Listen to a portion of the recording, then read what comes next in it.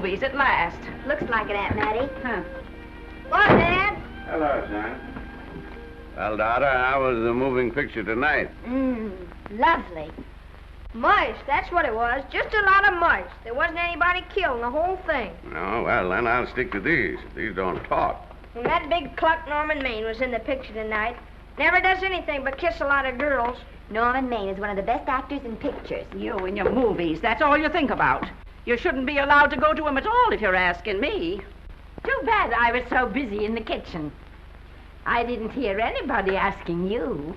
Hello, Granny. Hello, darling. But of course, no one ever listens to me. They do if they're within 10 miles of you. Gadding around picture shows. House all cluttered up with movie magazines. And the other day, I caught her talking to a horse with a Swedish accent. Now, sis, we're only young once, you know. Ah, Hollywood. You'd better be getting yourself a good husband and stop mooning about Hollywood. Do you know what she wants to do? She wants to go to Hollywood. I've known it all along. I've seen her making faces in the mirror and talking to herself. That's what comes of your movies. Why, what would you do if you did go to Hollywood? I'd be an actress. I would, I tell you. I've always known I could. Guys, wouldn't it be wonderful to have a movie star in the family? Oh, Miss Blodgett, may I have your autograph? You may not know it, Alec, but you're practically on your way to bed. Oh, Miss Blodgett, you're my favorite actress. Won't you tell me the secret of your success? Oh, let me alone. I asked her, what's come over you? I'll tell you what's come over her. She's just a silly little girl whose head has been turned by the movies. And the sooner she forgets the whole thing, the better off she'll be. Why will I be better off? What's wrong with wanting to get out and make something of myself? What do you do that's so much better? Just because you're satisfied to sit here all your lives, you think you can laugh at me. Well, someday you won't laugh at me. I'm going out and have a real life. I'm going to be somebody. You know, if it was spring, I'd say give her a good dose of sulfur and molasses. I thought I'd find ya. Oh, stop that. Now, stop crying. That isn't going to do you a bit of good. Oh, I'm crying because Aunt Mattie and Alec make me so mad. Oh, Alec and Aunt Mattie. Fiddlesticks. They're not important. You're the only one that counts. Esther, everyone in this world who has ever dreamed about better things has been laughed at. Don't you know that? Oh, I suppose I do, But there's a difference between dreaming and doing. The dreamers just sit around and moon about how wonderful it would be if only things were different. And the years roll on and they grow old. And by they forget everything, even about their dreams. Oh, I don't want to be like that. I want to be somebody. Oh, yeah. You want to be somebody. But you want it to be easy. Oh, you modern girls give me a pain. When I wanted something better, I came across those plains in a prairie schooner with your grandfather. Oh, everyone laughed at us as they did at all the other pioneers. They said this country would never be anything but a wilderness. We didn't believe that. We were going to make a new country. Besides, we wanted to see our dreams come true. Oh, Granny, it must have been wonderful. It was wonderful. But don't you think for one single minute that it was easy, Esther Blodgett. We burned in summer and we froze in winter. But we kept right on going and we didn't complain because we were doing what we wanted to do. Can you understand that? Yes, I can. Could you do it? Could you do it even if it broke your heart? Because remember, Esther, for every dream of yours you make come true, you'll pay the price in heartbreak. Oh, I know what I'm talking about. You may not believe it, but I was a young girl once. And a very pretty young girl. A lot prettier than you are. And I was in love with your grandfather. And when some Indian devil put a bullet through him, I felt as if it had gone right straight through my heart, too. And I remembered all he taught me. And I went right on. I buried him out there in that wilderness with my own hands. And I went right on that same day. And I kept right on going, even when your mother was born. Oh, Granny, I want to make it worthwhile.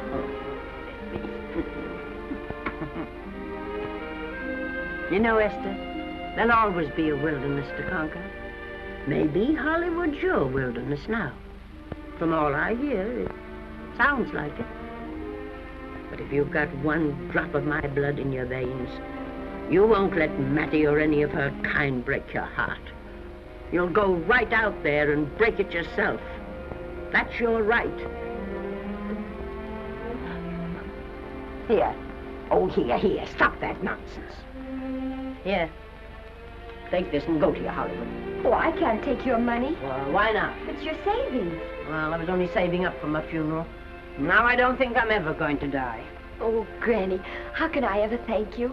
By giving me your word of honor that you'll never tell a living soul where you got that money.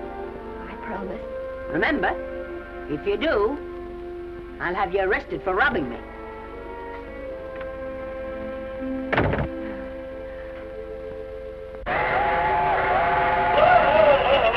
Here we are.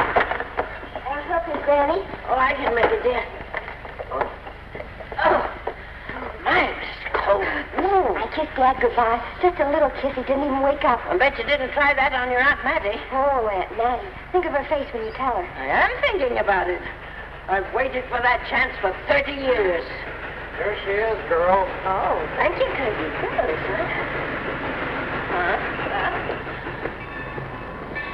Well, come on. Here's your prairie schooner.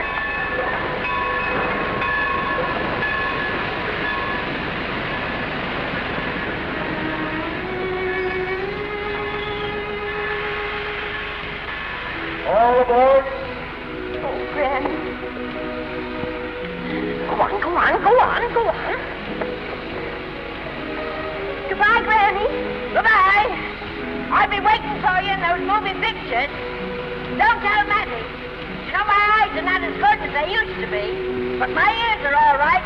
So you remember, talk up good and loud. All aboard. Bye. Bye. Bye, Granny. Bye.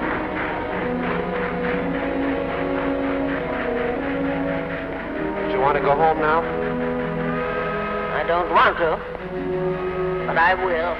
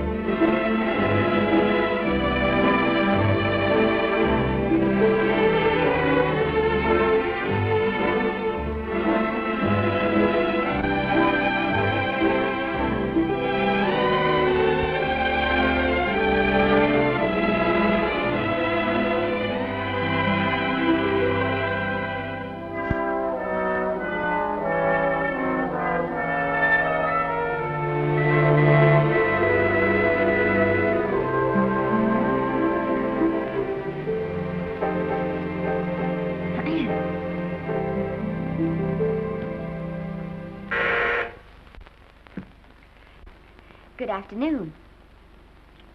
Day, week, or month? Well, it's a little hard to say. You see, I'm going into the movies. Well, you better take it for a week. It'll break your jump to Beverly Hills. Are all the studios really near here? All except Gaumont British. I suppose the best way to get a job is to go straight to the studios, isn't it? Mm-hmm. I haven't any illusions, you know. I'm perfectly willing to begin with a little bit of a part, or even as an extra. $6, please, in advance. Oh.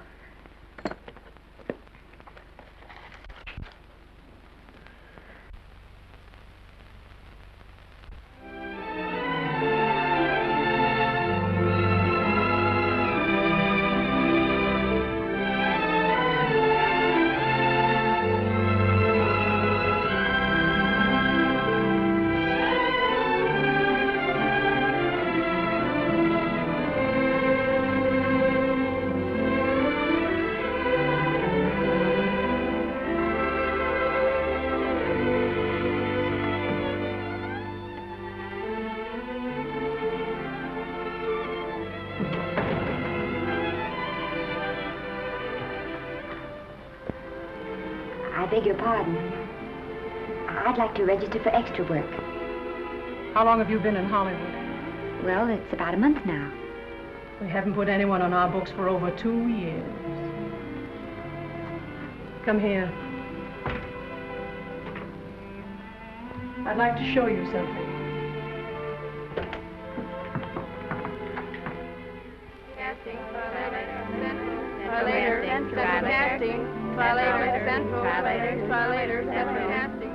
Every time you see one of those little lights flash, it's somebody asking for a job. Every time you hear them say, try later, it means there isn't any job. You can't keep the girls at the switchboard long. They go crazy. Every one of those little lights thought it was going to be a star. You still want to go in the movies?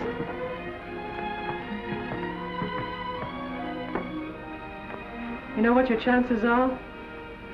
1 in 100,000.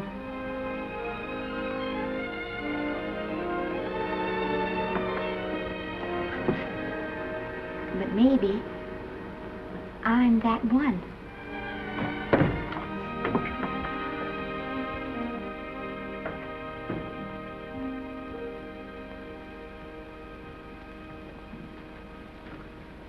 Any phone calls for me, Mr. Randall? Oh, no. Jesse Lasky and Sammy Goldwyn must be writing letters instead. How's the luck today? There wasn't any. Maybe you don't go at it in the right way. Now take Danny McGuire here. He knows the ropes. Don't you, Danny? Sure, I've had him around my neck for years. Huh? What? Oh, Miss Blodgett. Danny McGuire, our new tenant. How do you do? Mr. McGuire is a big director. Oh, are you really? Oh, could you possibly use me in a picture, Mr. McGuire? Of course, I haven't had much experience, but I don't think that really matters if you're willing. And I Now really listen, feel lady. In the first place, I'm not a director. I'm an assistant director. In the second place, if I had any jobs to give away, I'd confer one on myself. And in the third place, you should have stayed back home in the first place.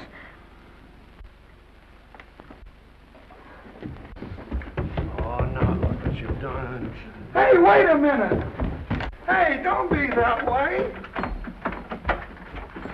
Don't do that. Gosh, I didn't mean to get tough, but a guy thinks he's being kidded when somebody asks him for a job and he hasn't got one for himself. After all, I'm not a big enough shot to hurt your feelings. I'm sorry. It wasn't just that. It was a lot of things. Looking for a job every day and never getting any nearer to it. I guess I was beginning to get a little scared. I know. Lady, do I know.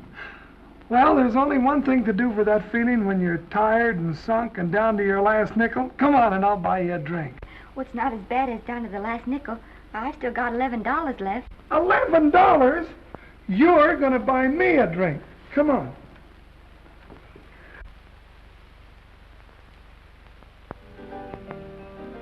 That's right, George. There's nothing like a little rum to take away that milk flavor.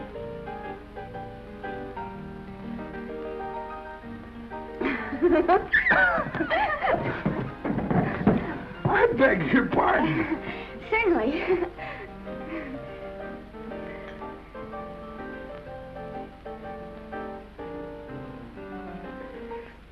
And when I sign my contract, the first thing I'm going to do is see that you direct every picture I'm in. That's my pal. Of course, I'm going to be perfectly nice about it, but I'll just insist. Now that's the way to talk. Don't let them lick you. No, I should say they can't lick me. If they try anything like that, well, I just won't sign.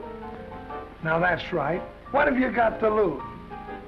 Another one of these and we'll open our own studio.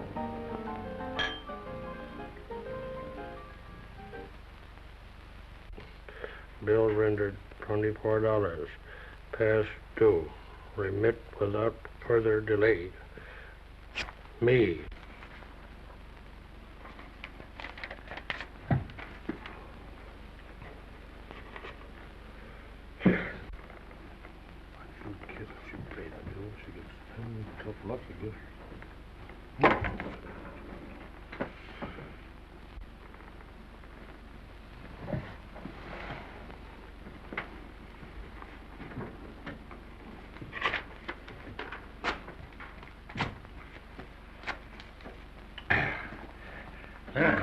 Fifth race.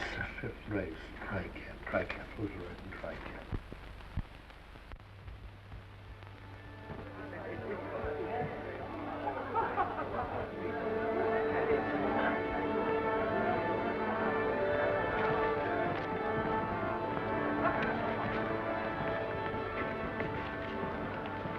Hey, the program's going to be swell tonight. Now, you take this fella Beethoven. I'm a pushover for him. And Chopin, well, he's not so dusty either. But I kind of wish that once in a while they'd play something you could sort of go out whistling, you know, like Blood on the Saddle, Blood on. Well, there's a tune. Hey, why don't you throw your hat in the air or something, can't you? This is a celebration. My job starts tomorrow. I know it does, and I think it's swell, Danny. Gee, I wish you were in on it, too. But, oh, no, it would have to be a war picture. One of those big novelty numbers, a war picture without any beautiful women at the front.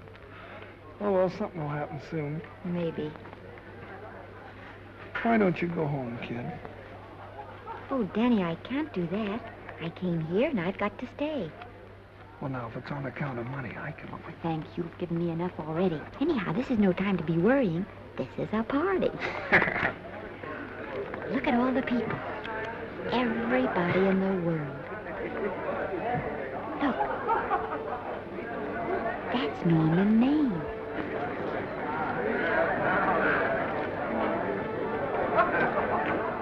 And he seems to have had that one extra cocktail.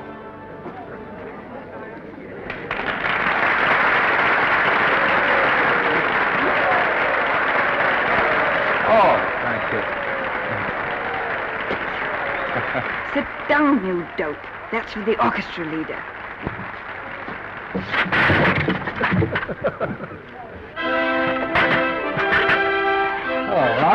Hello, Norman.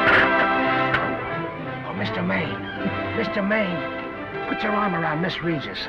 Arlo, this is a Hollywood bowl. Oh, afraid of crowds. Go on, get out of here. What's the matter? You getting too big to bother with photographers? Don't want any pictures taken now.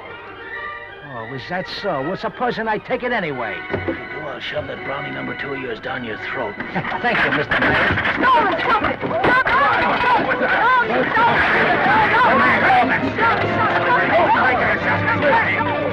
Take it easy, Mr. Calm down. Normie, come back and sit down. Everybody's laughing at you.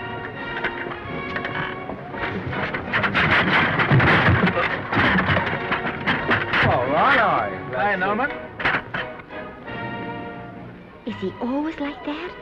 Well, I suppose he has to sleep sometime. Oh, and he's so wonderful on the screen.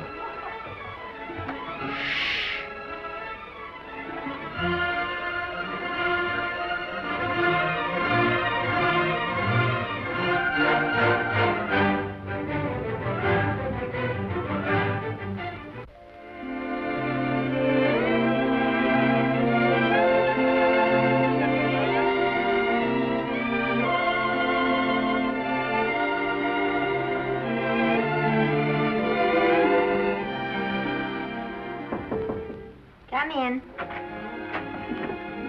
Danny. What's the matter? Well, believe it or not, I got a job for you. Danny, that's wonderful. When do I go to the studio?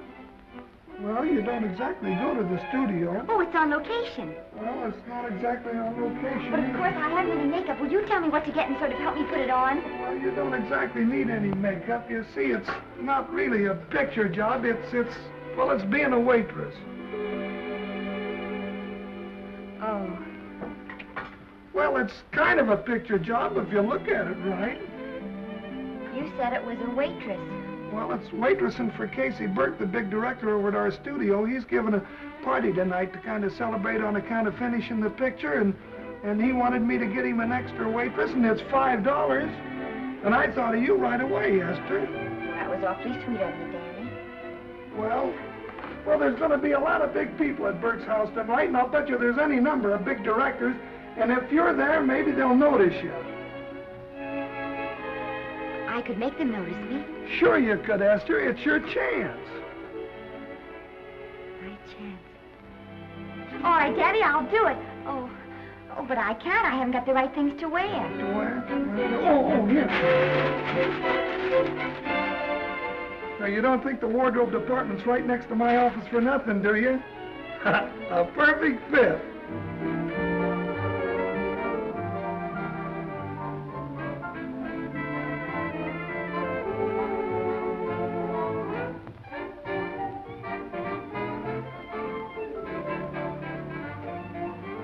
Did you get to the preview last night? I did. Would you like a little hors d'oeuvre? They are very nice. Oh, thanks. Well, what did you think of the picture? They should have saved it for Thanksgiving. What a turkey.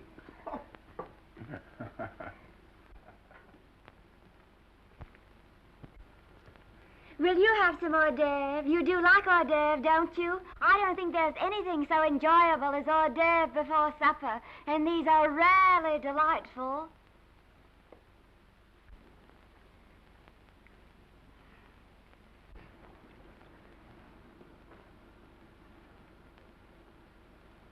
And at the finish, the kid turns around and sings the lullaby to its mother. Pardon the big boys, but would you like a little hors d'oeuvre? They say they're the best in town. Don't tell me. I know. Mae West. That's a great twist. But where are you going to find a 2-month-old baby that can sing? Hello, Oliver. Oh, hello, Casey. You want to fire me now or wait till you see the picture? I'm not a director anymore. I'm a male nurse.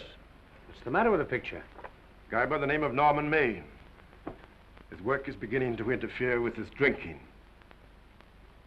Oliver, don't tell me I'm to direct his next picture, too. Mm-hmm.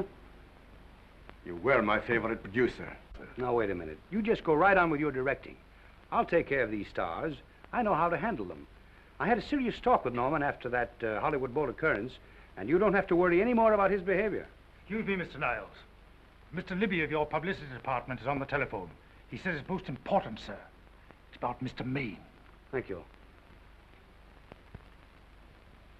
Oh, it's probably just some little thing. Of course, Oliver. I'll turn on the radio and see if they've called out the National Guard yet. Hello, Libby. What's the good word? Mr. Norman Maine, America's Prince Charming, was apprehended driving an ambulance down Wilshire Boulevard with a siren going full blast. He explained he was a tree surgeon on a maternity case. Well, will it be in the papers? No, it won't be in the papers. But that's a nice, expensive hobby of yours, keeping Mr. Maine's informal entertainments out of the public press. Oh, that's fine work, Libby. Try and see that no one gets to Norman. He's probably home sleeping it off. Oliver. Yeah. Why can't you forget those dopes at the studio for one night? Business, business all the time. I don't know what's going to become of you. Norman! Why didn't you call for me? I'll bite, darling. Why didn't I call for you? In case you've forgotten, I was supposed to come here with you. Oh, that's all right. I got here without any trouble. The only reason I don't slap your face. Yes, darling, I know. Hello, John. Oh, hello, man. What's the matter with Oliver? He looks as if he'd had bad news. Hello, Mary. What's the matter, old boy? Maybe I'm wrong. I guess I've been drinking too much lately. No, you ought to cut it down. It's bad stuff. Scotch and soda.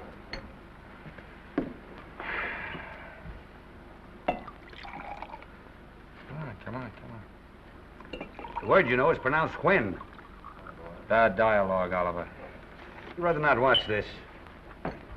You know best. Soda. Thank you. Oh. Go ahead and say it. I've got it coming to me. Don't make it tougher on me, Norman. I don't want to stand here and preach, but take a look at my side of it. I'm trying to make pictures with you. I know. Costs are going up and the grosses are going down. No, it isn't that. I've made lots of money with you, and I can afford to take a loss. But I hate to see you going the way of so many others. Why don't you get Lloyd's to insure you against me? You can't get insurance against a man forgetting who he is.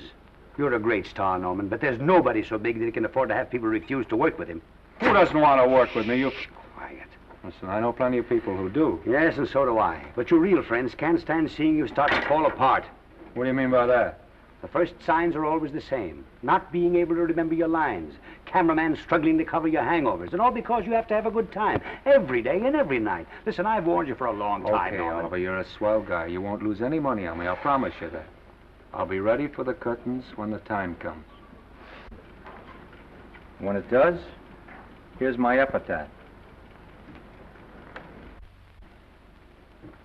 And now I think I'll have a little drink. Scotch and soda.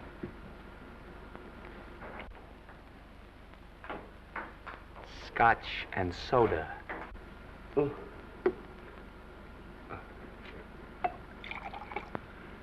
Come on.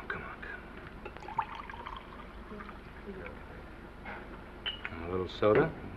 Caviar? No, thank you. Yes, pardon me. Ah, lovely. No, I mean the caviar. Mm-hmm. No, don't go away. I'm starving. Really. Which would you take? Well, I don't know. Don't you know? Oh, I don't know either. It's hard to choose. Well, I think I'll take caviar. Mr. Maine doesn't care for any more. Do you know me? No. No, Normie doesn't care for any more. I think I shall get very drunk indeed.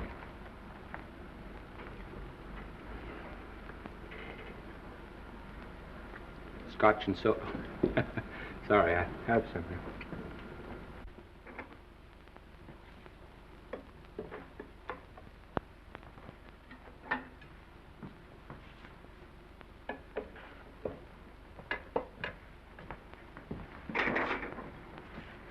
Oh. Mind if I help?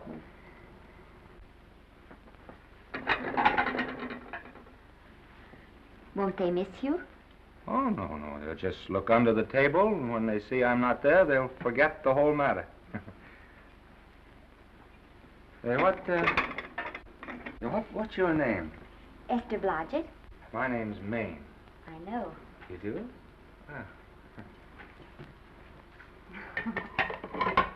What's so funny? I was just thinking about all your fans and how surprised they'd be to see you here helping me put plates away. Oh, they don't know my finer side. They'd be pretty envious of me, meeting you this way in person. Oh, how do you do? Well, tell me, are you disappointed? Yes. Oh, now you've done it. Oh, never mind that. That makes the room look lived in. Tell me, why are you disappointed? I was sitting behind you at the Hollywood Bowl the night you didn't want to be photographed. Yeah. I'm told I crept into many a heart that night. Oh, I can never explain this. You know, you have very pretty hair. You better get out of here. And a sensitive mouth. And a charming little dimple. Precisely why are you here instead of with the rest of the guests? I'm just trying to be helpful. I see. Are you sure there's no other attraction? Well, it might be that my old mania for putting plates away is coming back on me. It's rather odd. I always know where I can find you if there's a pretty girl around. It's not only odd, it's embarrassing. You're being deliberately insulting, Norman. I put up with this for long enough. Dear, don't lose your temper. Remember, we must try to keep the voice low. I know you'll excuse us if we go on with our work.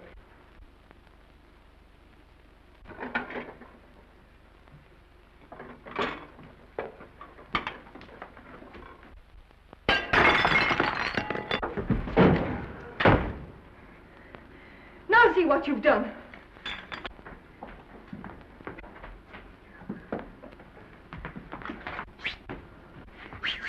Come here.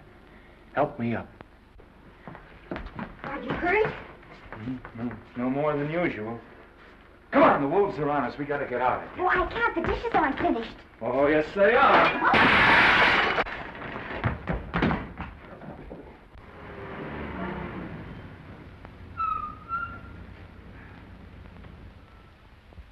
Well, I bet I know what you're going to say now. What? Good night. Good night, and thanks. Hey, wait a minute. Hey, you realize that all I found out about you is that you're foolish enough to want to go into pictures? But why is it foolish? Look at you. Yeah, that's what I mean. No, I'd rather like to go into this matter a little more thoroughly. Oh, that's awfully nice of you. So why don't we go on up to my place and talk it over? Oh, no. Thank you very much, but I really must say good night. Good night. But you're not angry. No. I'm hungry. Well, why don't you go and get something to eat? Good night, Miss Blodgett. Good night, Mr. Maine. Wait a minute.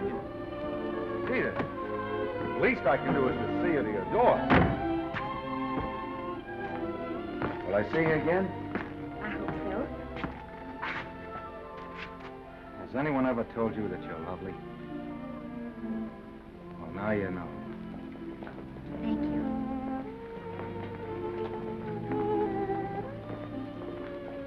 This is hard to say, but I want to say it anyway. You know, on the screen, in private life,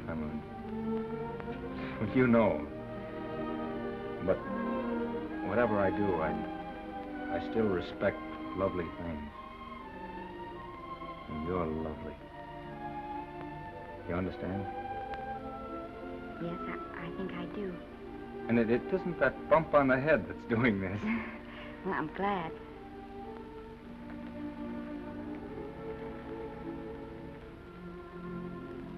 Good night. Good night.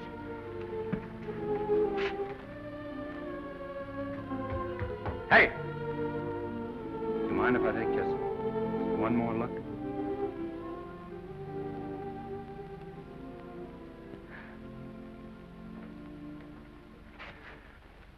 Go away. Quite impossible. I wouldn't even consider it. No.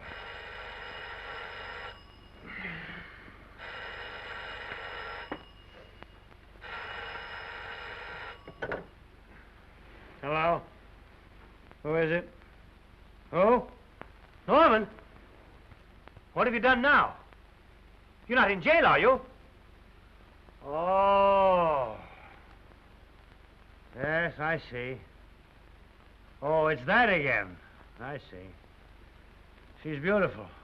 Yeah, I know. You want me to give her a screen test? Yeah, certainly. She's got wonderful possibilities. Oh, you know she's got something. Well, you knew all the other ones had something, too. Oh, no. I tell you, Oliver, she's got that sincerity and honestness and a... sincerity and honestness that makes great actresses. Oliver, I am so sure of this girl that I want to take the test with her myself. Listen, Oliver, you've worked hard. You're entitled to a break. You get...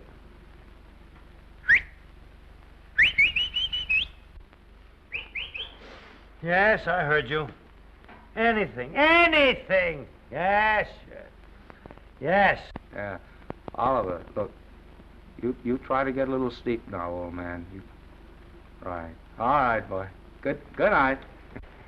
Let's go. Now tell us.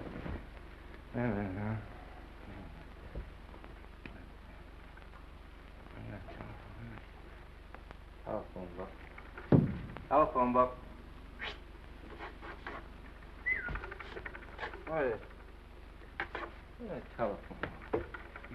Hey, Oliver, telephone book. Over here.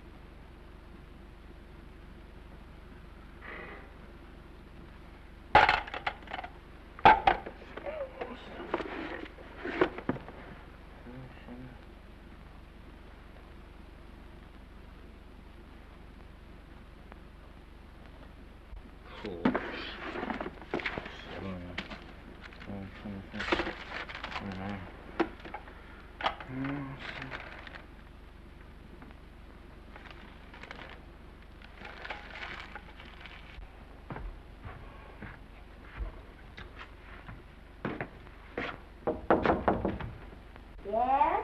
Telephone. For me? Some drunk trying to be funny says he's Norman Maine. Oh, thanks. I'll be right down. And Miss Blodgett, would you give him a message for me? Tell him it's 3 o'clock in the morning!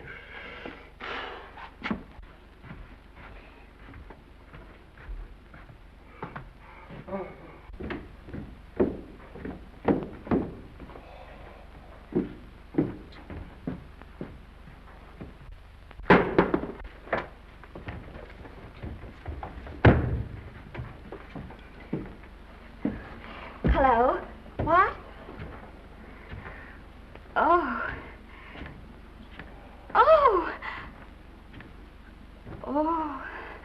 Oh, yes. I'll be there. Oh, thank you.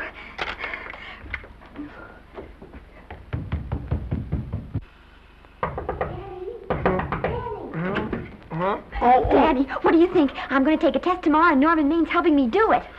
I'm taking one, too. Garble's assisting me.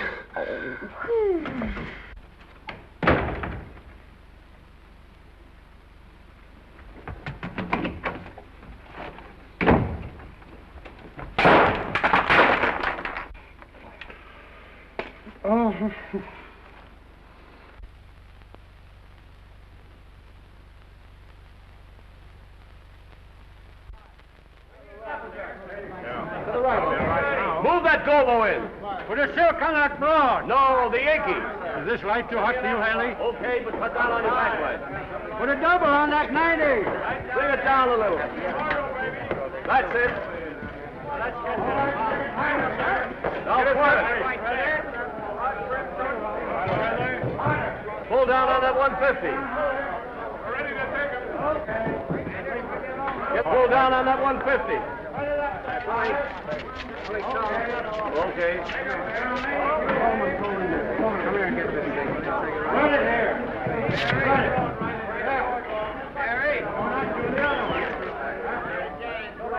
Bring me an apple box. Listen, gentlemen, please, if you don't mind. This is just a test. Ready, Mr. Burke? All ready, Mr. Burke. Ready, Mr. Burke? Ready now, Mr. Burke. All ready, Mr. Burke? Ready now, Mr. Burke. All ready, Mr. Burke? We're ready, Mr. Burke. All right, let's take it. Quiet! Quiet! Quiet! Quiet! Ready, Norman? Yeah. You ready, Miss, what's your name? You'll soon know your name, Esther. The whole world's going to know it. But I'm so scared. Maybe I better not try it today. Oh, come on, now don't be foolish. They all had to go through this. Harlow, Lombard, Myrna Loy, and now Esther Blodgett. All right. I'm ready. This is the take. Roll 'em. Quiet. Hey!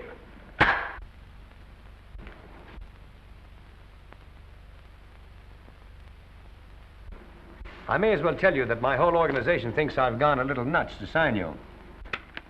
Well, maybe they're right. I've been nuts before. You see, all the experts seem to think that your type is a little mild for present-day taste. But I rather believe that tastes change, like eyebrows. And I think that also, like eyebrows, tastes are going back to the natural. You look like a nice girl. I think I'm going to like you. That's not important. I think the public will like you. That is important. Oh, yes. I see what you mean. I mean, I know it is. Only don't think it's going to be easy. Nothing you really want is ever given away free. You have to pay for it. And usually with your heart. Someone else told me that once. But you still have to work it out for yourself. Oh, well, all this is just a long way of saying, I'm glad you're with us and good luck to you. And now I'm going to turn you over to our demon press agent, Libby. Don't let him frighten you. He has a heart of gold, only harder. And for the love of Pete, learn to close your mouth and keep it closed, even in your love scenes.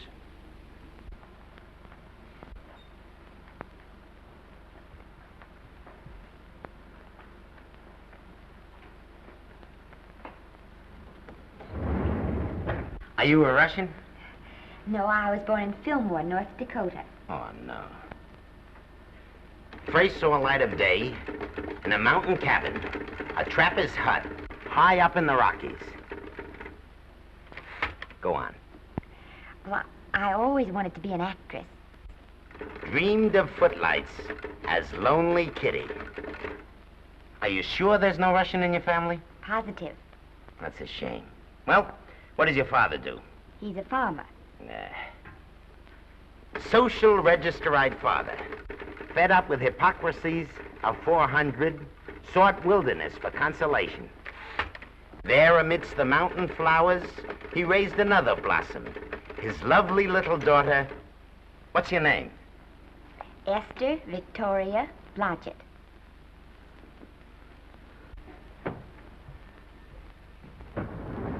Greatly appreciating your attention in this matter, very truly. Do you know what her name is? Esther Victoria Blodgett. Hey, we'll have to do something about that right away. Esther Victoria Blodgett. Well, that Blodgett's definitely out. Let's see, Esther Victoria, Vicky. How about Vicky? Oh, I think that's terribly cute. Let's see, Vicky. Vicky what? Vicky, pronounced Vicky. See, Esther, Besta, Sesta, Desta, Festa. Oh, that's very pretty. Jester, Hester, Desta, Lester. Vicky Lester. Oh, I like that. Say it. Vicky Lester. Say it again. Vicky Lester. Say it again. Vicky Lester. Say it. Vicky Lester. Say Vicky Lester. Vicky Lester. Vicky Lester. Vicky Lester. Vicky Lester. Vicky Lester. Flash. Oliver Nile Studio discovers new starlet, a Cinderella of the Rockies. Her name is Vicky Lester. Those who have peeked tell me she couldn't be more divoon. The face of an angel and such natural talents. Her voice is a symphony. Her very walk, they tell me, is enough to drive men mad. Not that way. Get the lead out of your feet. Lift them up.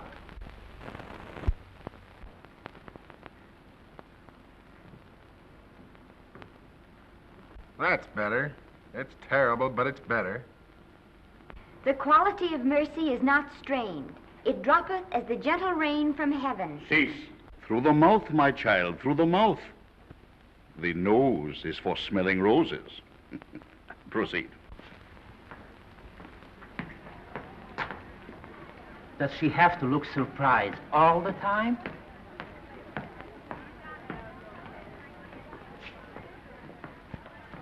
Anyway, it's just a rough sketch. Pretty small mouth, eh? Oh, well. Give her that Crawford smear.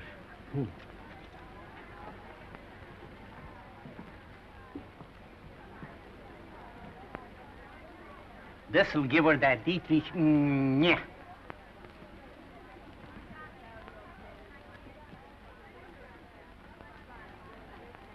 We're on the wrong track.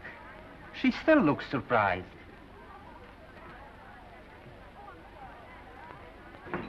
Listen, dress people. We're shooting on the set this morning, not in the commissary. Now, come on, snap into it. Acme Trucking Company? No. Mr. Smith is not in.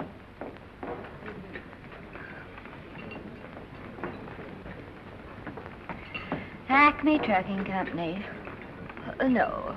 Mr. Smith is not in.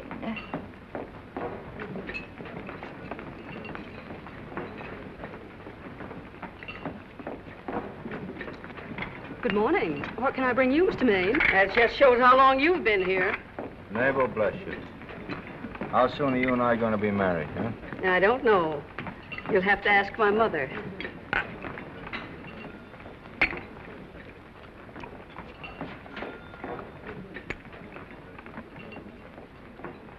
Acme Trucking Company?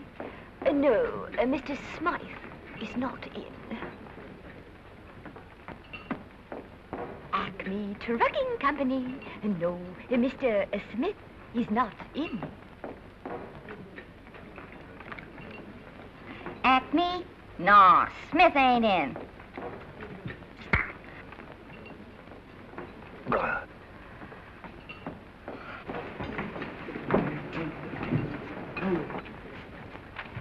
Acme Trucking Company? I'd like to speak to Mr. Smith, please. Mr. Smith is not...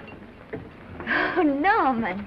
What's all this between you and Smith? I've got a part. It's only one line, but it's in the picture. So it's ambition that made you break that date with me last night. Well, I had to be here so early this morning, and So did I. I had to stay up all night to make it. you've started your picture, haven't you?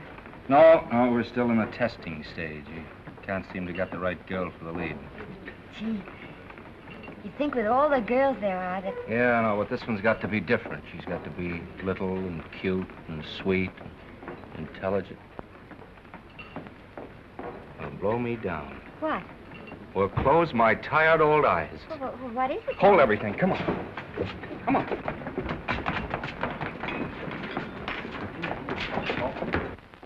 Well, you've been through the whole casting directory. I'll work day and night, Mr. Niles. And I'll work with her, Oliver. And I can be mean or nasty or anything you want, Mr. Niles. If she clicks, Oliver, you've got a star overnight. Okay.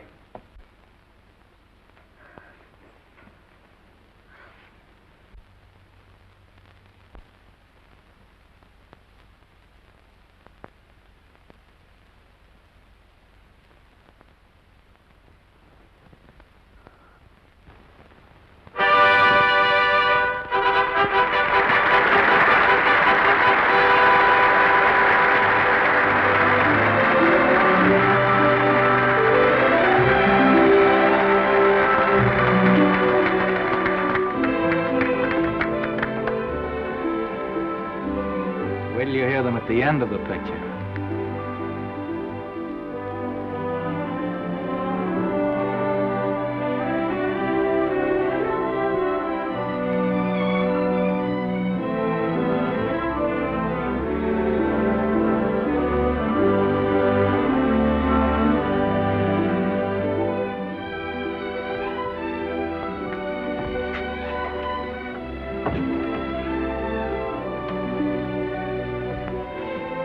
Do you think we were noticed? By no one. They're much too busy playing at croquet. I've loved you all my life. But we only met 2 days ago. That's when my life began.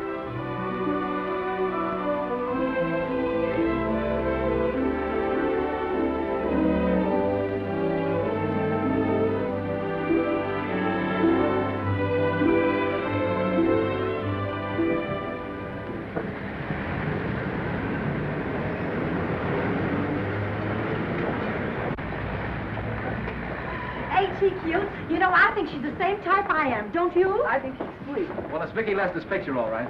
I think she was much better than he was.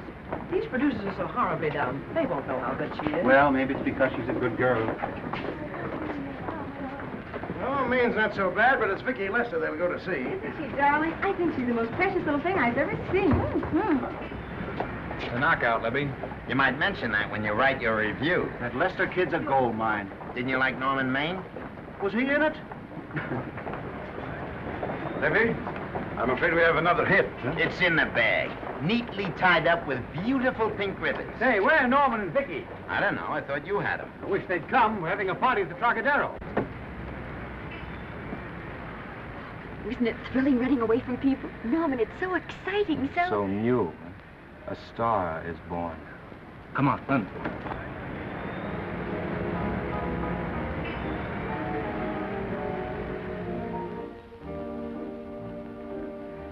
It's wonderful, isn't it? A crazy quilt. Oh. It's a carpet that's spread for you. It's all yours from now on, you know? Come, Esther. You're a success.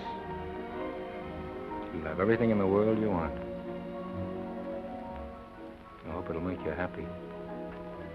Hasn't it you? But then there was one thing I never had. Lots of times I told myself I'd found it, but I always knew I was lying. Still, I never stopped looking for it. Maybe it'll come. Well, I think it has come, Esther. I only wish it went too late. Oh, but it's not too late. No, you can't throw away your life the way I've thrown away mine and have anything left that's good enough. No. You can. Norman, you can. You mustn't tell me that, Esther. I'm so afraid that I'll believe it.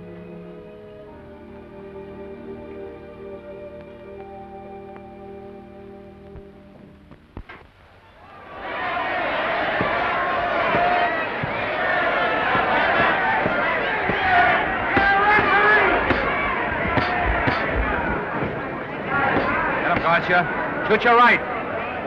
Swell, isn't it? Lovely. What scotch you getting? Can't you hear me? Gotcha. Shoot your right.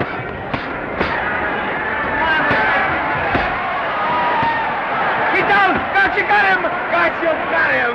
He did, didn't he? Yeah, but he'll be up, though. You like it? Sure I do. You like me? Sure I do. Ooh, that reminds me. Will you marry me? No, thank you. Come on, Gotcha, finish him. Why won't you marry him? Well, you're not dependable. Hey, shoot your right. Throw away your money. Break him up in there. Break him up. Drink so much. Well, suppose I quit drinking. Yes? Come on, Gotcha, shoot the right in there. The right. Suppose I save my money. Yes? There he goes. Let him have it. Suppose I became absolutely dependable on all occasions. Yes?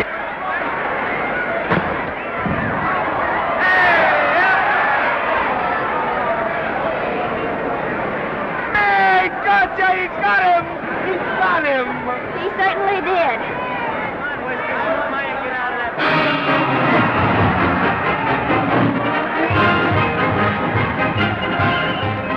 Gee, that's a beautiful fight. Norman. What, dear? Falls after me if I said I'd marry you? No, certainly not. I was just supposing.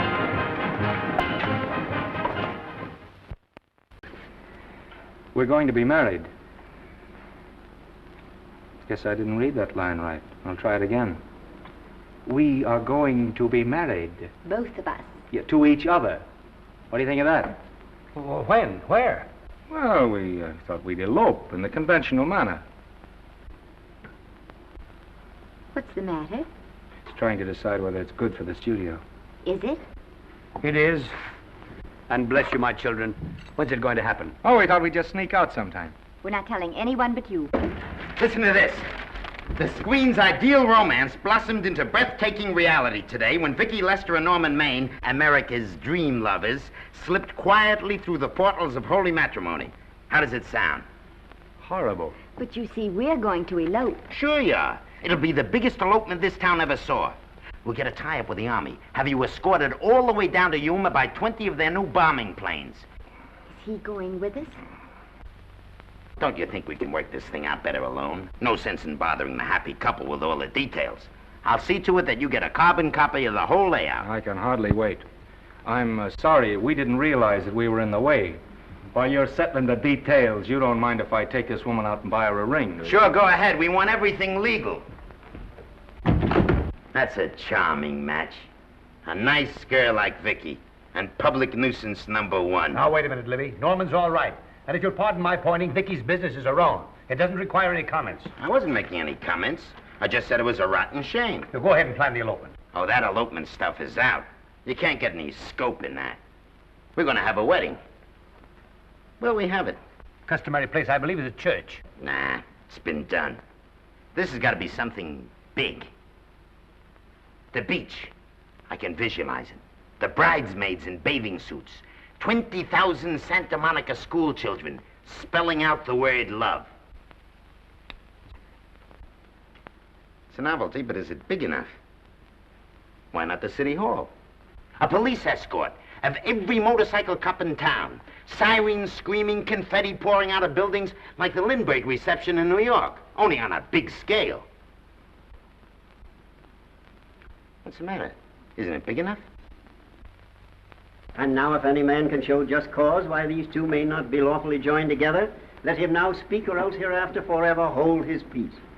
Do you, Alfred Henkel, take this woman as your lawful wedded wife? Will you love, comfort, honor, and keep her in sickness and health as long as you both shall live? I will. Do you, I beg your pardon. Do you, Esther Blodgett, take this man as your lawful wedded husband? Will you obey, serve, love, honor, and keep him in sickness and health as long as you both shall live? I will. Place the ring on her finger. Hurry, please. Now, by virtues of the power invested in me as Justice of the Peace of San Bardo Township, County of Los Angeles, I pronounce you man and wife.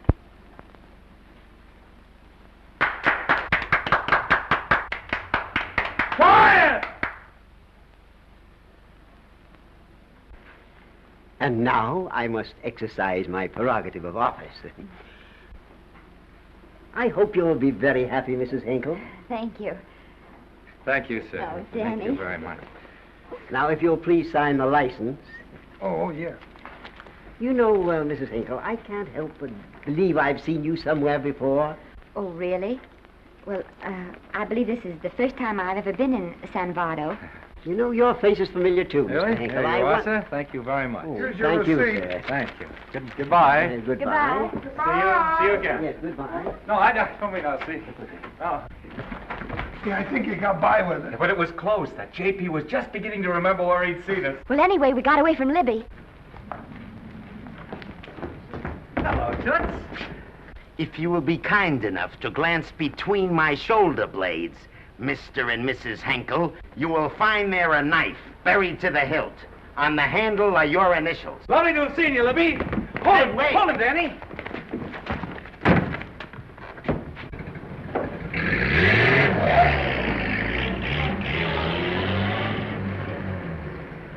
There go a couple of rats I raised from mice. Well, they got a right to get married, haven't they? I haven't got any right to double-cross the public, and I haven't done it yet. Hey! People versus Porky Washington, who is charged with violating Section 600. Young man, you're in contempt of court. Operator, get me the Los Angeles Tribune. I've a good mind to put you under arrest. Wait till I make the score. You wait, too. Tribune, give me the city desk. Johnny, this is Matt Libby. I got a flash for you. Norman Maine and Vicky Lester were married at 2:30 this afternoon. Vicky Lester? Court recess.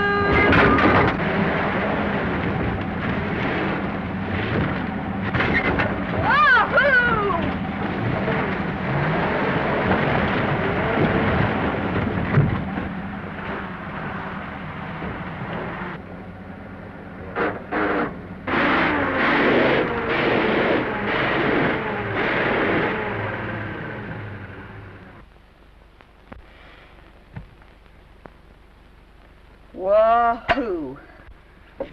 Now, wahoo.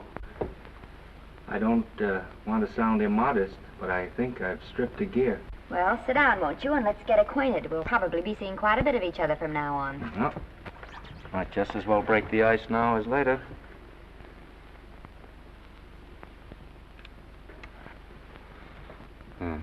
Now we're old friends. Say, have I got time for a shower before dinner? Plenty, if you can find a shower. I never can remember where that thing is. Does it pull out or slide under? Here, I think I can find it. No, it's the linen closet. Here it is.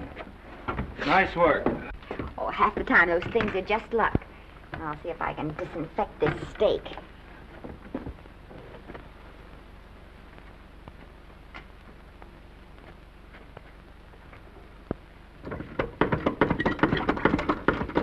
Esther, there's no soap. Here. Thank you. Oh, and Esther. Yes, dear? I'll need a washcloth. How are you fixed for cigarettes? And you know I never smoke underwater.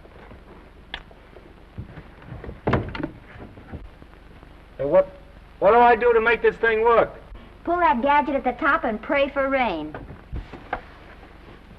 Well, I can't reach it. I can't get my hands up. If you've gone in there with your arms down, you'll never get your bath.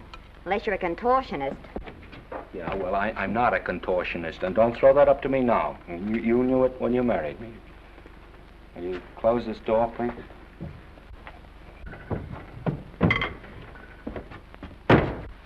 Thank you.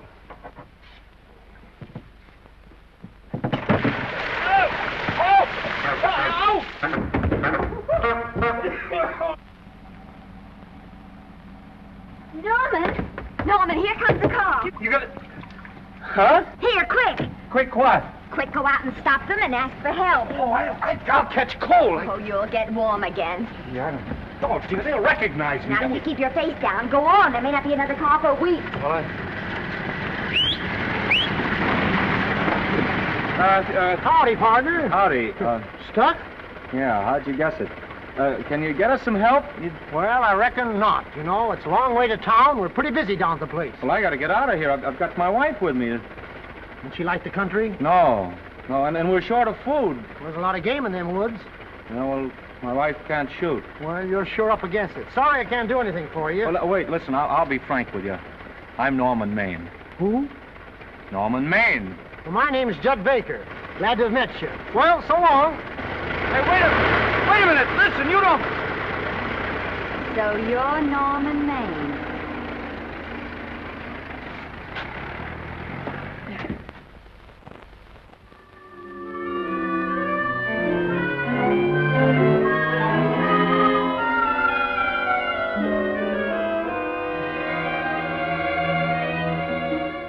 I got my prestige to look out for. I'm supposed to be the best publicity man in the racket, and they laugh themselves sick when I even try to get a decent mention of Maine. Yes, I know how sensitive you are, Libby, and I don't like to see your feelings hurt. Thanks, boss. Now, Vicky, there's a dish for free space. But if Maine swam across the Pacific, the papers would keep it a secret. Well, the exhibitors don't like him, the critics don't like him, the public don't like him, and I don't like him. Who likes him?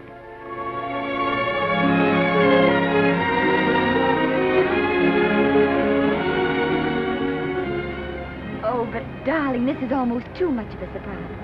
And there I was in my touching innocence, thinking we were going to live at the beach house. Oh, we'll still keep the place at Malibu.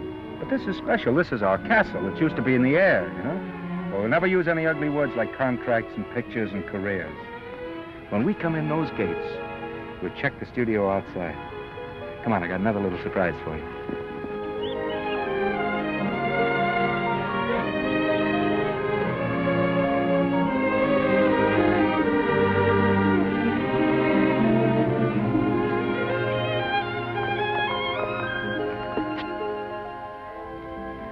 Oh, Norman, it's lovely. So are you lovely. The whole world's lovely. Hey, hold it!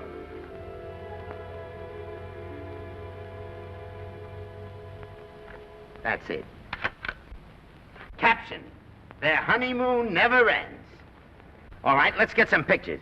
Now, if the bride will sit here and the groom stand behind her, we'll have something unique.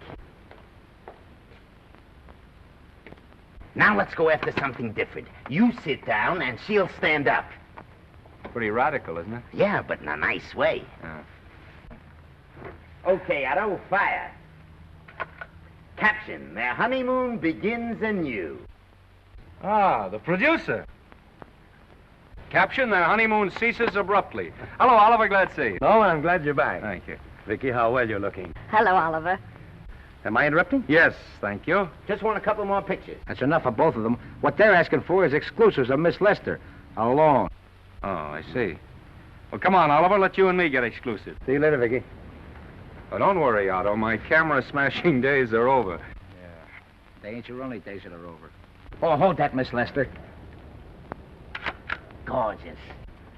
Well, Oliver, how's the dividend situation? Very pleasant. I think we'll show $2 million on the next quarter. Oh, good. Smart move of mine to sell my stock, eh? Oh, well, when you need money, you need it.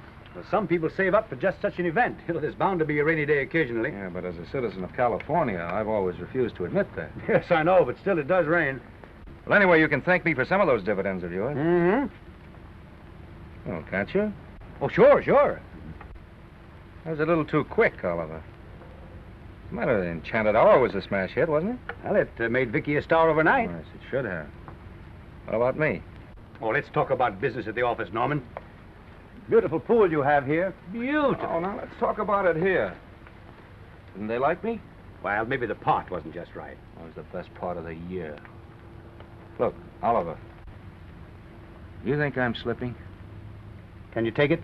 Yeah, go ahead. The tense is wrong. You're not slipping. You've slipped. Oh, my fan mail's still big. Norman. Fans will write to anybody for a photograph. It only costs 3 cents for a stamp, and that makes photographs cheaper than wallpaper. But every 25 cents they pay for a theater ticket buys them the right to be a critic. And your last few performances, Norman, have not pleased your critics.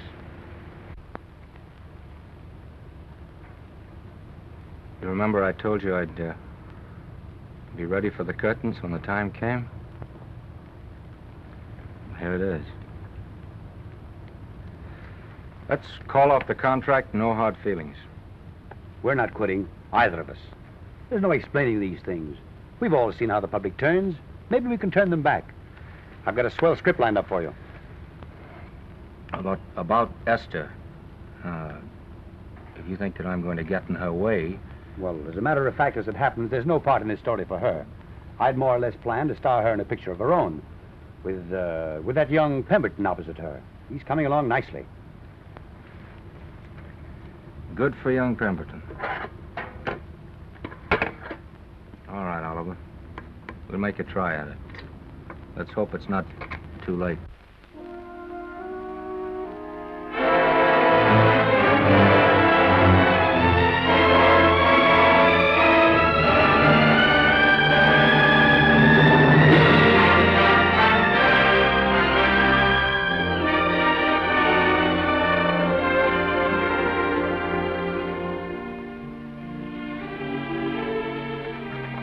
No argument. I'll buy those. Huh. The screen's most finished actor. I'll say he's finished. He keeps them away in droves.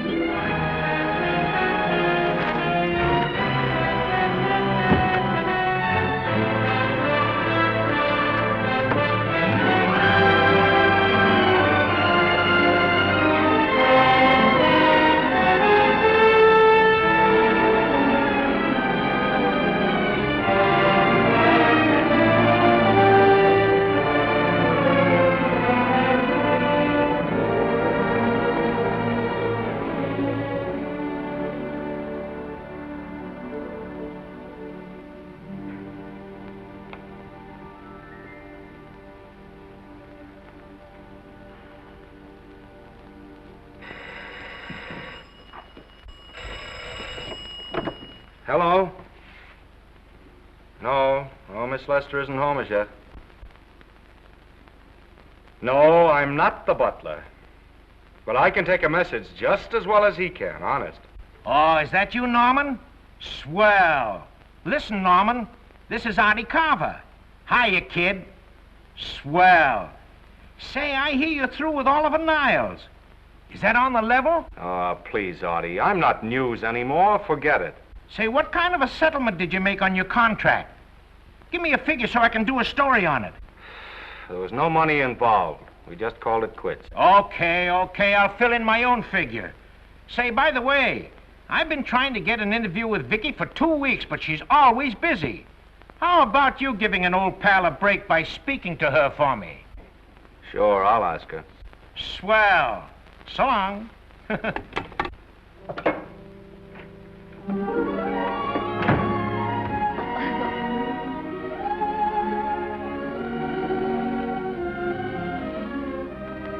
I didn't mean to be late, darling, but Casey wanted All right.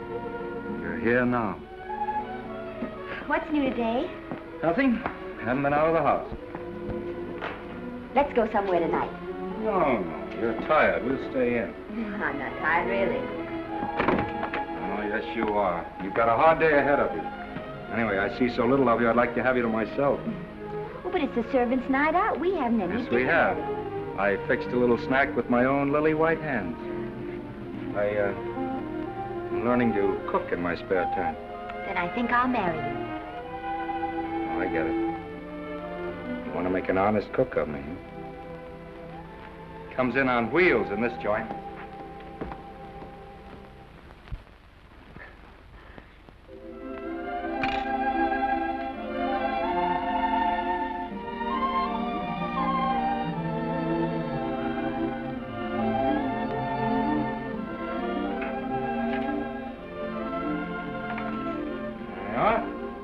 How's it look? Wonderful. Huh? That's what I thought. Now then, don't be formal, just pitch in. Yeah?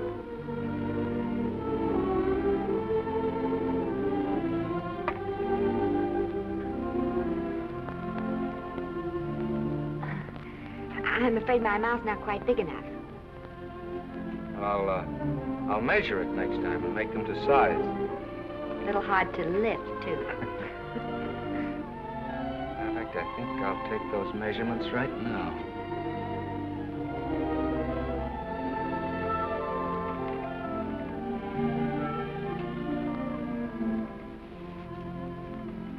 And that's what I wait for. All day. That's why I rush home without even changing my costume.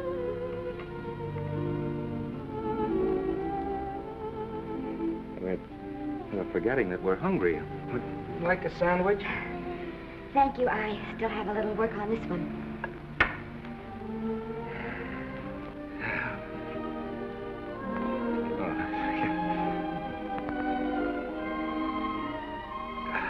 Norman, will you unhook my dress? I can't breathe.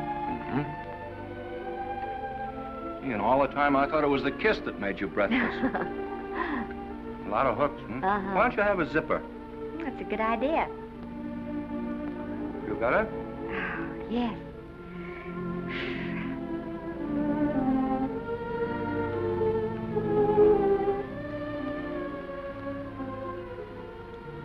Don't look now, but I think that guy on your left is in love with you. I hope so.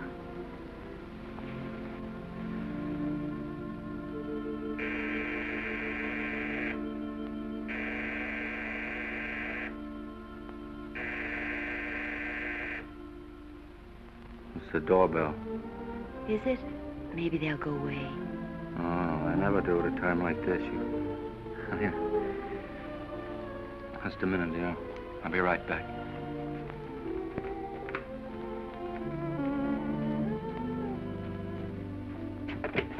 Does Vicky Lester live here? Yes. I got a package for her. I'll sign for it. Who are you? I'm her husband. Oh, sure. Sign right here, Mr. Lester.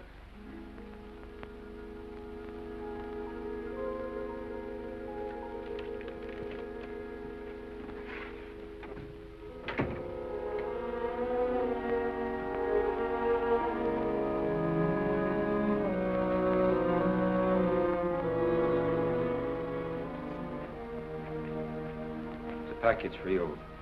Oh, by the way, I forgot to tell you, they want you for a benefit to Shrine Auditorium next Wednesday night. I told them I'd ask you. And, Oh, darling, I don't want to hear about that now. Well, you better wait till I finish before I forget them all.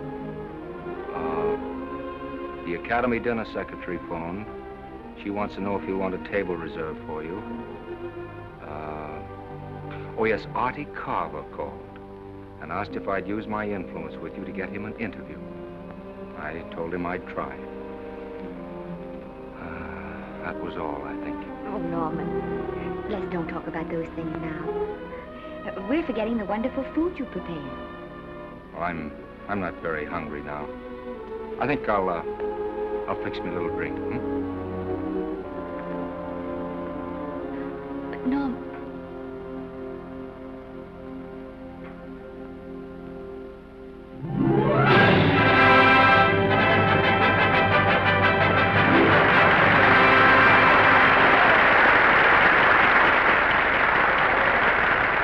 Norman would come. Oh, stop worrying. And think how nice that statuette's going to look on your mantelpiece. Do you suppose anything's happened to him? But of course not. He's just been held up in traffic. You think about that statuette. And now we arrive at the climax of the annual dinner of the Academy of Motion Picture Arts and Sciences, the highest award within our power to bestow. We have already applauded with our hearts as well as our hands, while awards have been given those gentlemen who during the past year have rendered distinguished service to the motion picture industry. We now pay honor to the ladies, or rather to one lady. We offer to her the Academy Award for the finest performance of the past year. She has already had the world's acclaim, but this is the tribute of her fellow workers, the men and women of this industry. It is not only my pleasure, but my privilege to present this award to the actress who created the unforgettable Anna in Dream Without End, Miss Vicki Lester.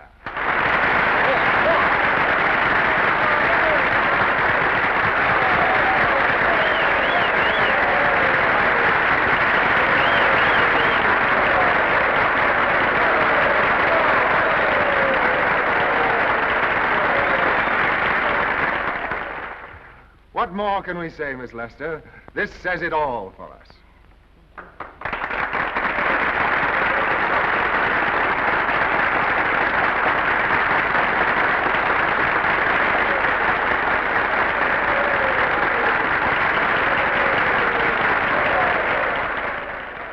Ladies and gentlemen, when something like this happens to you, and you try to tell how you feel about it, you find that out of all the words in the world, there are only two that really mean anything.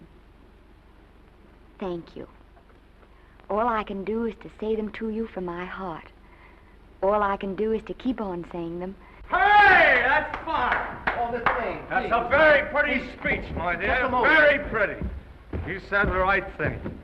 I want to be the very first one to congratulate you on that valuable little piece of bric-a-brac. Now I want to make a speech. Gentlemen of the Academy and fellow suckers, I got one of those once for a best performance. They don't mean a thing. People get them every year.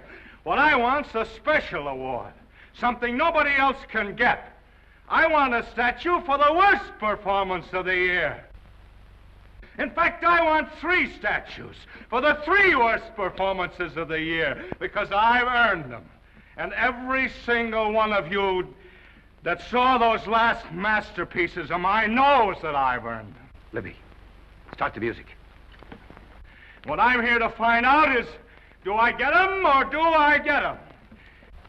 Now answer yes or no.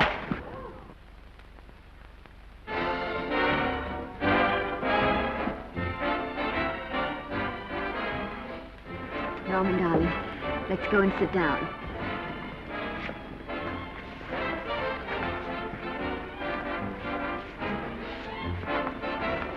Come on, Norman, sit to that. Glad to see you, Norman. Hello, Norman. Hello, Norman.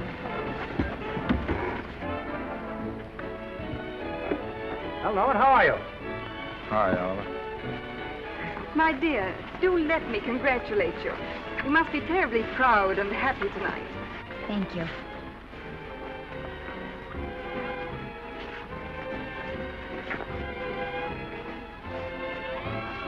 Somebody give me a drink.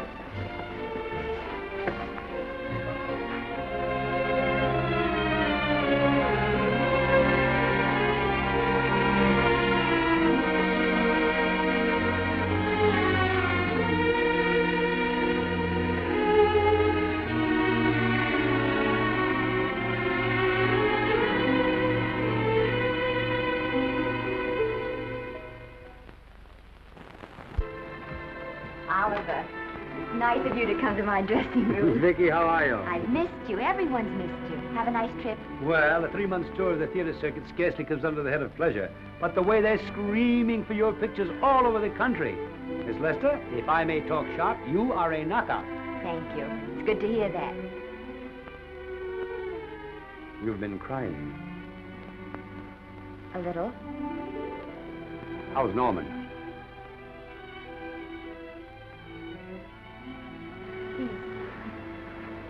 Well, he's trying awfully hard, Oliver. Letting Norman leave this studio was the hardest thing I ever did. There was nothing else I could do. I know. Has he been... Is he all right? He's gone to a sanitarium. He really wants to stop drinking. And I think he could only... Well, perhaps if he could start working again, there would be some encouragement. Oh, Oliver, could you do that? Yes. Oh, thank you. But he mustn't ever know I told you. He won't know, and you mustn't worry. I want you to keep up your good work in this picture. I'll try, Oliver. That's the one thing I can do for you.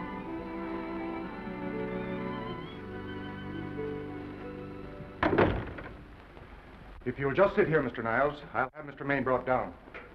Thank you. Brought down.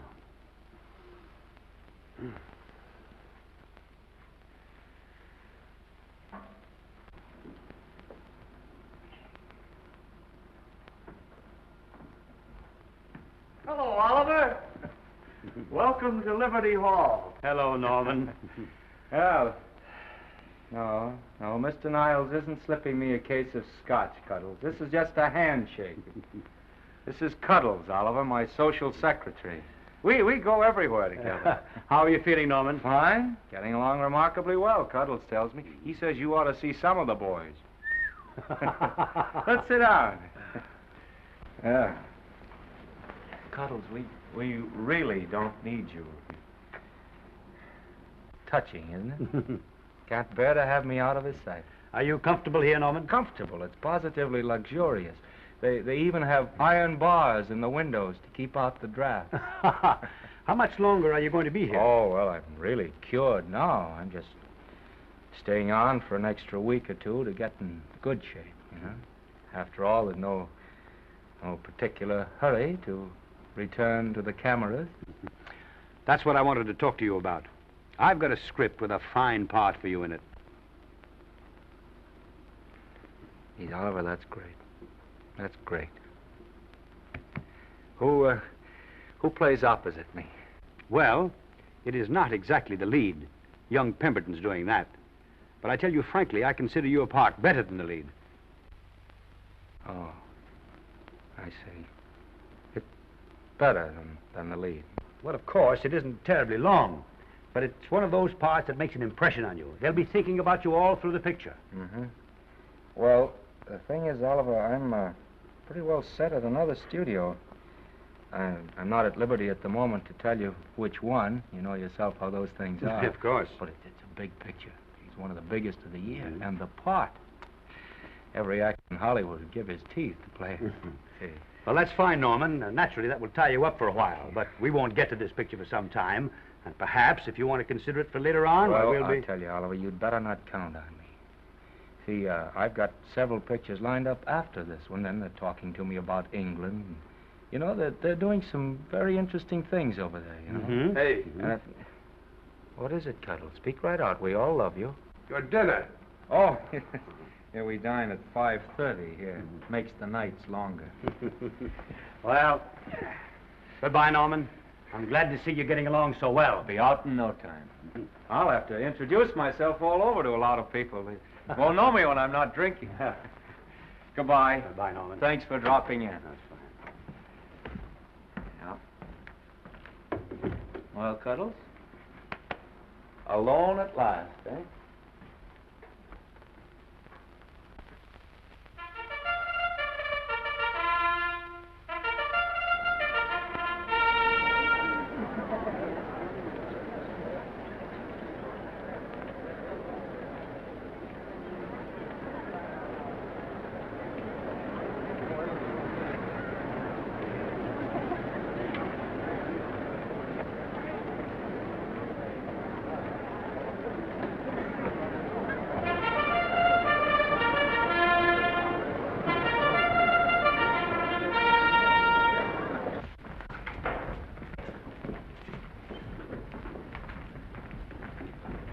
Bert? Sam? How are you, Marion? Oh, hello. Hello. Hello, Normie. Glad to see you. How I hate to run into these has-beens. They give me the creeps. Me too. He was good while he had it. And he had it quite a while. Hello? Hello, Mr. Maine. I haven't seen you in a long time. Oh, I've been resting. Ginger ale, please. Ginger ale and what? Ginger ale and ginger ale. A new leaf? A whole new book. Thank you. Scotch straight. Hello, Libby. Why, it's Mr. America of yesteryear.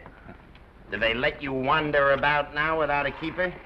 Oh, sure. I'm a trustee now. Didn't expect to find you at Santa Anita. What do they do with the actors while you're away? Oh, they cut them into slices and fry them with eggs.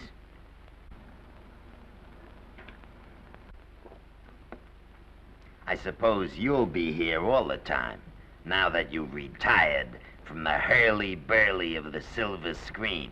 Well, we're living down in Malibu now, and pretty lonesome with Esther away working all day. Well, I wouldn't squawk about that if I were you. It's nice to have somebody in the family making a living. Oh, wait a minute, Louie. I don't want to forget that we're friends. Friends, my eye. Say, listen, I got you out of jams because I had to. It was my job, not because I was your friend. I don't like you, and I never have liked you. Nothing made me happier than to see all those cute little pranks of yours finally catch up with you and land you on your celebrated face. Where do you work, baby? Always wait till they're down, then kick 'em. I don't feel sorry for you. You fixed yourself nice and comfortable. You can live off your wife now. She'll buy you drinks and put up with you even though nobody else will. We're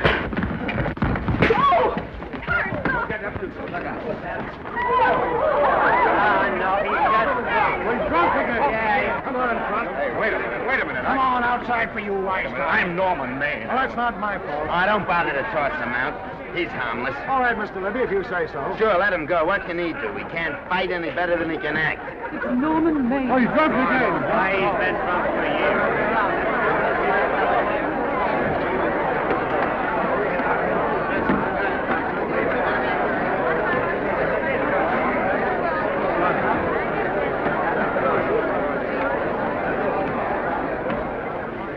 Give me a scotch.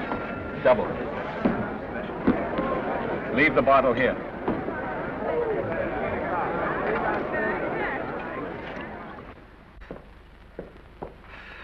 Vicky, you'll be ill. Why don't you try to get a little sleep? But he's been gone 4 days. 4 days and not a word.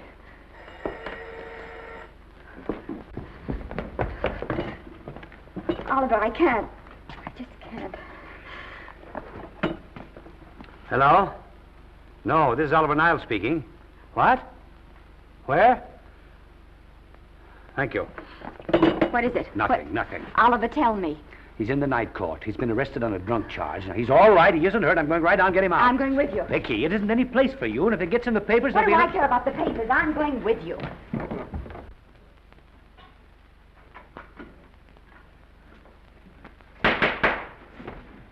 Division 30, Municipal Court, County, Los Angeles, now in session. The Honorable Judge J. Barris presiding. Be seated, please. Were you able to do anything? Judge wouldn't even see me. Ready, Your Honor.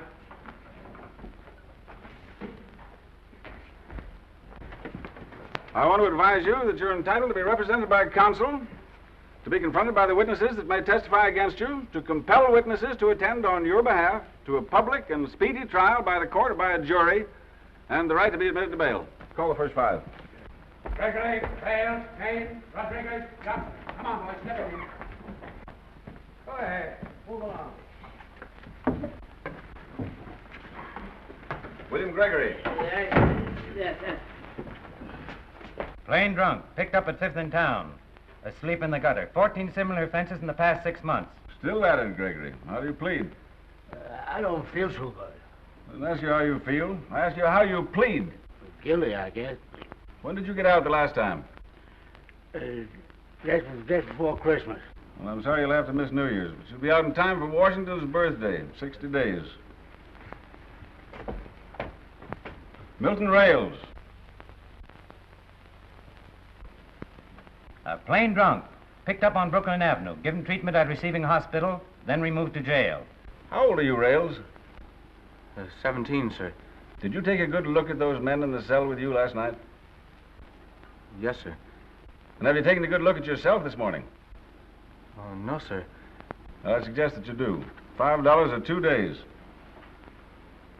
Sentence suspended. Oh, Judge, Alfred Henkel, more commonly known as Norman Maine. Drunk and disorderly. Cracked car into tree at Sunset and Coronado. Evidently been drinking for days. Resisted arrest and injured one of the arresting officers. How do you plead? Guilty. You're Norman Maine, the actor, aren't you? You've come pretty low, haven't you? There isn't a man here who's had the advantages that you've had. Look what you've done with them. You're nothing but an irresponsible drunk, driving about the streets with the power to inflict death or injury on innocent people. I think we'd better deny you that power for a while. 90 days in the city jail. Please wait.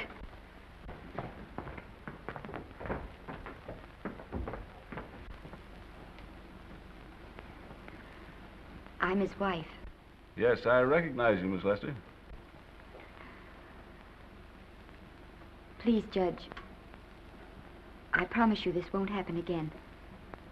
I'll be responsible for him. If you just won't send him there. You realize that this man, when drunk, is obviously a menace to public safety? And you realize, too, Miss Lester, the responsibility you'll be assuming to this court and to the Commonwealth? I do. Sentence suspended. Prisoner remanded to custody wife. Thank you. You can get him at the jail entrance, madam. Jose Rodriguez. Plain drunk, picked up at 1st and Main. 2nd offense. How do you plead? I think I'm guilty, Your Honor. 60 days.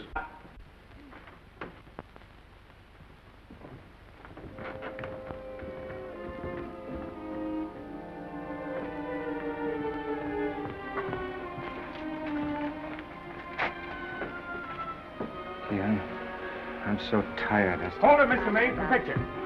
Oh, no. What about a statement for the press? Oh, no, please.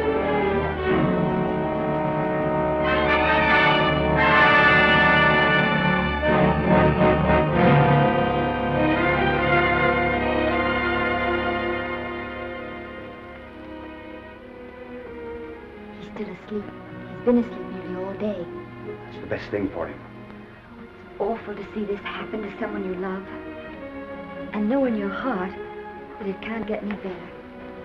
I only know that all I can do now is stay with him and try to help him. So will I. And between us, we'll take care of him. You're very fond of him, aren't you, Oliver? And I'm very fond of both of them. Then I know you'll understand what I have to tell you. And after what happened last night, I think you already know what it is. I can't do any more pictures. I'm going away for good with Norman. But you can't do that, Vicky. You're at the very peak of your success, and you've worked so hard to achieve it. That's what's been wrong. Oh, I've thought it all out. Maybe if I hadn't been away from him so much, last night and what went before, it wouldn't have happened. Oh, I know it's too late to think about that now, but it may not be too late to go away with him and start over somewhere. It's your life you're giving up, Vicky. so I can try to give Norman back his. Can you honestly tell me I'm wrong to do it? No, Vicky. I cannot honestly tell you that. Then there'll be no more Vicky Lester.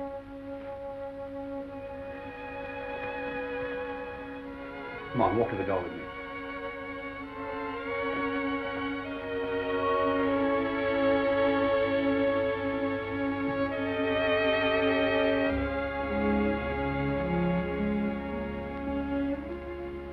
Goodbye, Vicky Lester.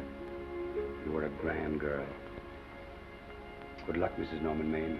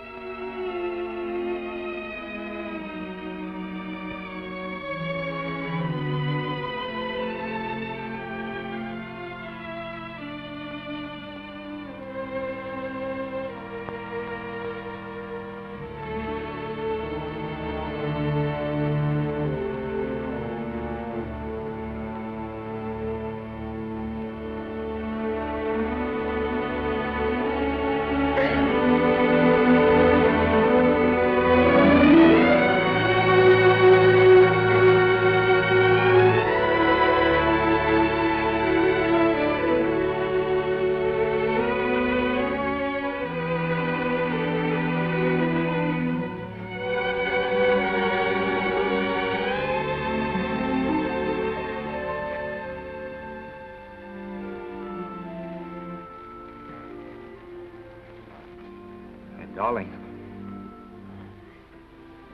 this is Maine coming in to apologize again. I'm sorry, dear, but it isn't you. What other troubles have you got? None. I was just playing a scene with myself. Now look, I'm just coming out of the jitters and you're just going into them. This is a swell household. Isn't it? I'll tell you what we'll do.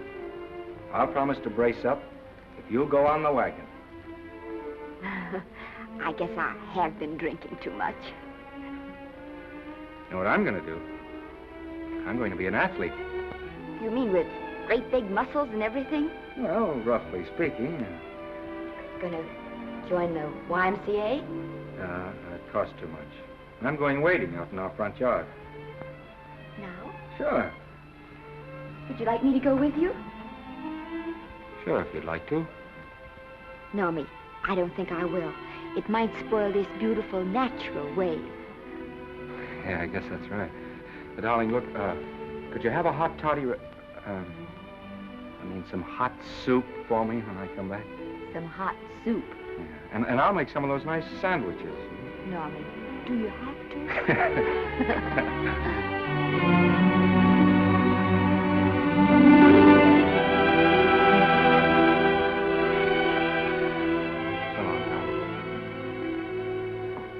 Now, don't stay in too long.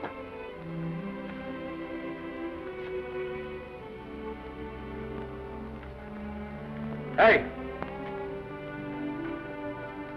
You mind if I take just one more look?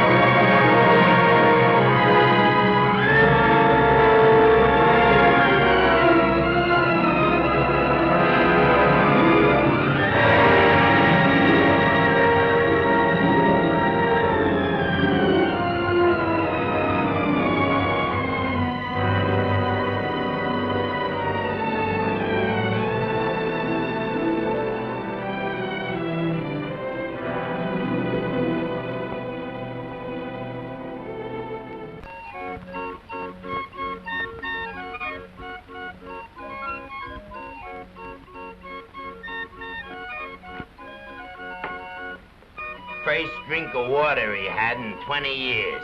And then he had to get it by accident. Pardon me.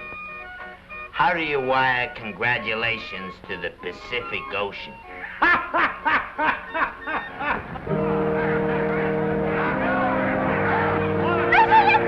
Oh, you can't see her face. Hello, Vicky.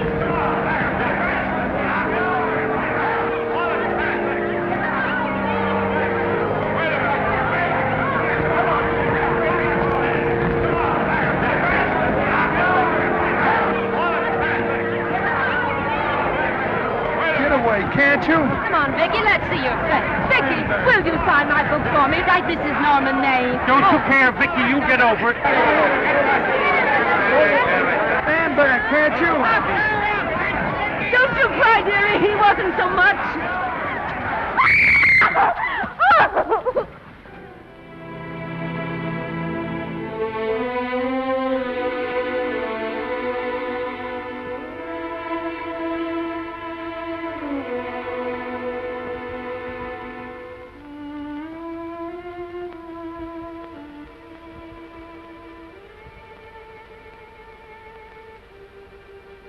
Do you mind if I take just one more look?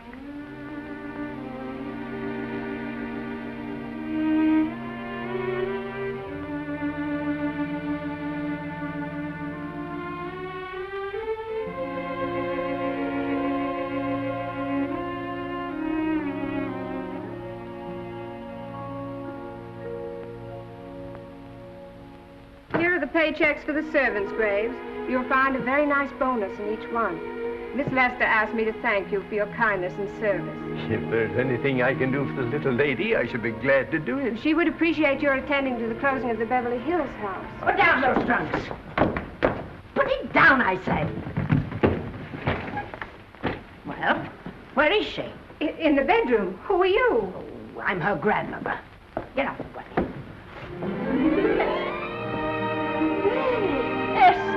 Granny, darling.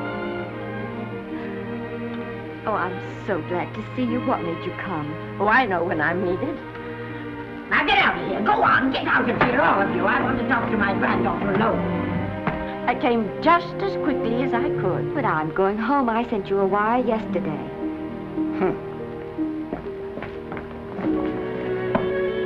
Sit down. Is it true that you're going to quit the movies? I never want to hear them again. What are you running away from, little girl? I'm not running away. It's just that I can't go on. My heart isn't in it anymore. Once I told you, if you get what you want, you have to give your heart in exchange. And you said you were willing. Do you remember? I remember. It seems to me that you got more than you bargained for. More fame, more success, even more personal happiness. Maybe more unhappiness. But you did make a bargain. And now you're whining over it. I don't think I'd feel so very proud of myself if I were you, Esther. I'm not, Granny. My mind's made up. Oh, and I'm sorry I gave you the money to come out here. It was just a waste. Oh, but Granny... I was proud of you, Esther. I was proud to be the grandmother of Vicky Lester. It gave me something to live for. Now I haven't anything. I know. Oh, I want to be strong, but I can't go on. I can't. You must. Tragedy is the test of courage. If you can meet it bravely, it will leave you bigger than it found you. If not, then you'll have to live all your life with a coward. Because no matter where you may run, you can never run away from yourself. I never knew Norman Maine. He wrote me a very sweet letter when you were married. He said you told him how much I meant to you. And I know just how much you must have meant to him. You know, Esther, I can't believe that wherever he is, he can be very happy, knowing that his death broke the spirit of the little girl he praised me so highly for raising. And I can't believe that he can be very proud, knowing that all his great love did for you was to make you a quitter. The car is ready, Miss Lester.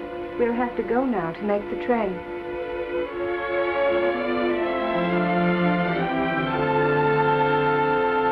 Put the car back in the garage.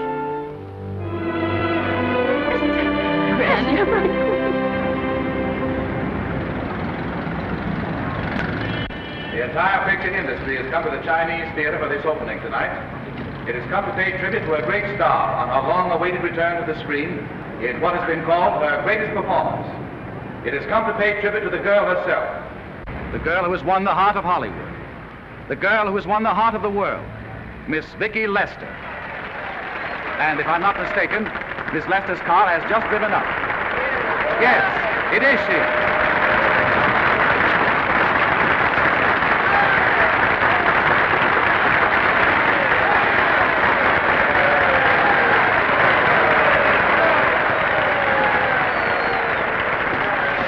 This doesn't scare you too much. I scare very slowly, young man. Big smile, folks, please.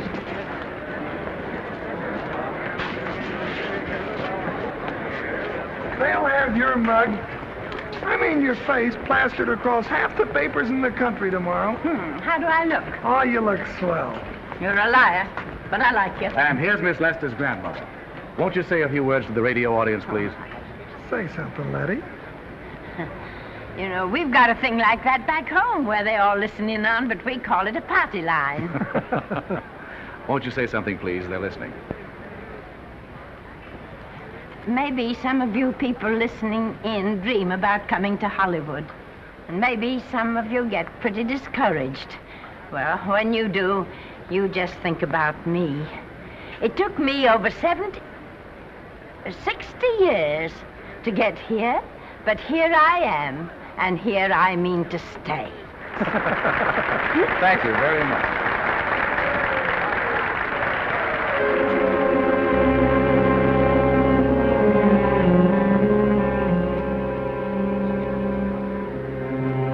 Miss Lester.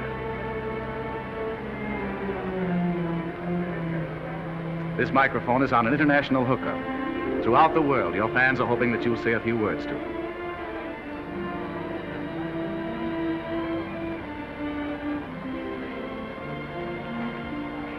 Hello, everybody. This is Mrs. Norman Maine.